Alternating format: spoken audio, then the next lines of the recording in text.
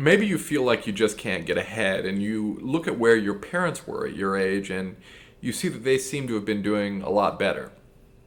Well, if this is your suspicion, you're probably on to something. There's been a report released by the nonpartisan, nonprofit think tank New America called the Emerging Millennial Wealth Gap. And it indicates that we're doing much worse than people our age 30 years ago. So let's go into the data a little bit. A millennial is defined by them as people born between 1981 and 1996. I want to actually link to the chapter in this report that I'm drawing from so you can read all this data yourself. If you're intrigued to learn more, feel free to click the link in the description. Millennials compose the majority of the workforce. They're the largest generation in the world. They've replaced baby boomers as the largest generation in the world. However, they make substantially less money and have less money in the bank than the baby boomers or their parents. So there were three major recessions in the last 30 years. The savings and loan crisis of 1990, the 2001 dot-com bubble bursting, and then the 2007 to 2009 subprime mortgage crisis, which is also called the Great Recession, which had a particularly devastating effect on millennials. Now, it wrecked the economy, but millennials were hit particularly hard, and they didn't recover as quickly as other generations. So younger families in 2016 made between 6 and 10% less than those of the same age in 2007. So in 2007, people our age were making more than they are now. And younger families' median net worth was actually between 27 and 37% greater in 2007 than ours was. So we've lost a lot of wealth, and we're getting paid less. So this report used data from a survey conducted on nearly 48,000 families over a period of from 1989 to 2016. And they were able to make these predictions based on the age of however old the head of the household was, whatever decade they were born in. They could predict how much income they should be earning and what their net worth should be.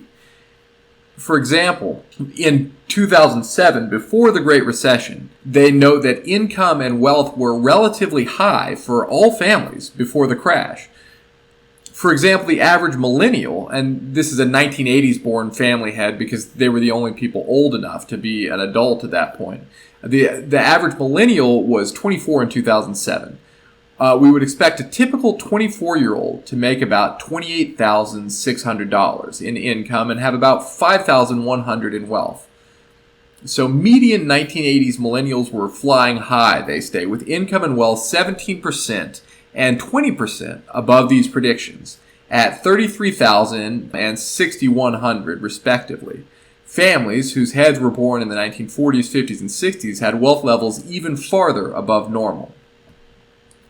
But then the housing bubble burst, right? And at the onset of the Great Recession, they write, the income and wealth advantages of each generation were also deflated.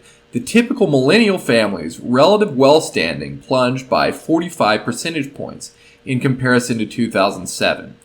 For all cohorts, wealth declined more sharply than income. In fact, in 2010, the year following the end of the recession, income had fallen below predictions only for the 1970s Gen Xers and the 1980s millennials. Income didn't decline as sharply, and their income actually didn't go below predictions. You'll be able to see that from this graph, figure 3 here. So the people born in the 1970s, you see that little green bar right there, their income went below, and so did millennials in 2016. Their income is still below predictions. Everybody else is above. So we're suffering worse than most. The report also notes that the Great Recession amplified an ongoing trend of wealth being redistributed from younger to older generations. We can see in this graph here that there's a generational wealth gap that's been growing since 1989, since the data started, right? And in 2007, almost all of the age groups shown had a predicted wealth level higher than the predicted levels for the same age of the family in 1989. Those age 25 was 11% below the wealth of the 25-year-old in 1989. In contrast, someone who was 75 years old in 2007, they were 84% higher than predicted for a 75-year-old in 1989. So the recession resulted in widespread wealth losses across the board, but that younger families predicted wealth in 2016 was dramatically lower than a same-age family in 1989. We're doing worse. Younger people are doing worse than they were in 1989, and this is the data to show it. Again, feel free to click the link in the description and you'll see what I saw. It's very alarming stuff, and it's going to create, it already has, it's creating social unrest.